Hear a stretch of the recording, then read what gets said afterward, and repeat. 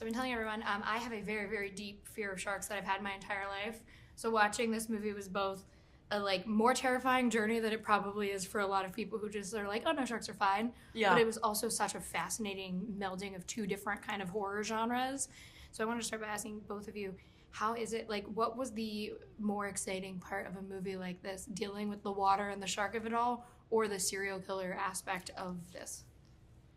Yeah, I mean, I think you're right. The blend of this being a serial killer movie and also a shark movie is what keeps it made it fresh. It's such a unique take. You know, when I read the script, I was like, this is such a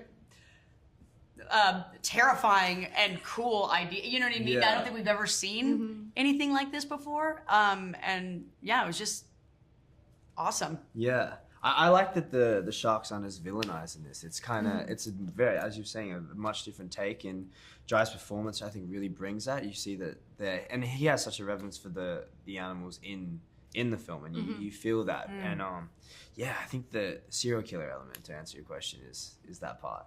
Yeah, Hassie, you get to, my fear of sharks has been born into a mutual respect. I don't go into your home, you don't go into mine. I get it. This is my space. Yeah, it's I get it. You're beautiful. Sure. You're majestic. Stay over there. Yeah. But you get to have a moment where it is in a Jaws movie or another shark movie would have been terrifying, but it ends up being very peaceful, especially for her. Yeah. When you are filming something like that, and that is such a pivotal moment. It happens twice, and they're both so important to understanding sharks as a whole.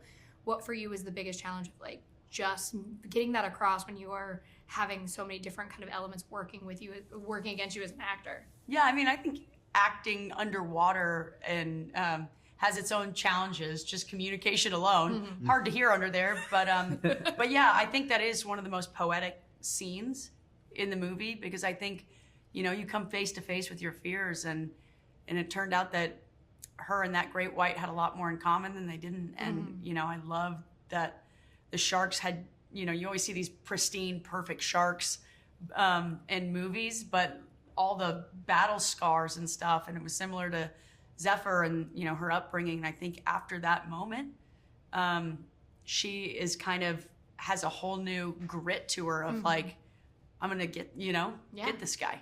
I 100% agree. And Josh, Moses is one of those guys in a horror movie where I'm like, well, he's trying so hard. He's trying and so it's hard. really nice that he's trying, because it's I love when he's laying in the bed at one point. He's just I attempted to survive. Yeah. When you read that in a script and it's well, he's not this is Zephyr's movie and she's gonna kind of lead the charge. Is it freeing for you as an actor to be well, I don't have to pretend to be a Prince Charming in this. I get to kind of be the damsel. Yeah, he's a failed Prince Charming bit. Well, Hassie in real life, she's... You should make that your bio. Failed Prince Charming. Yeah. Yeah.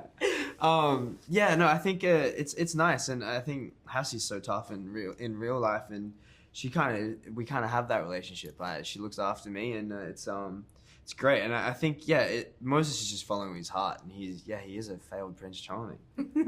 It's very sweet. But for my last quick thing I wanted to ask you is, I love that Tucker is the Australian shark version of Patrick Bateman. He's obsessed with music. He has his kind of things that he does. He films it. For you guys, do you have songs that you relate to for your characters? Because he has so many that are so specifically to Tucker. Yeah, I make a playlist for every character, so then that kind of... I do that too. Yeah. It's the best. It's the best way in. And I mean, obviously, Credence. Exactly. This was a lot of Credence on this playlist. Ooby Dooby. Yeah. Yeah.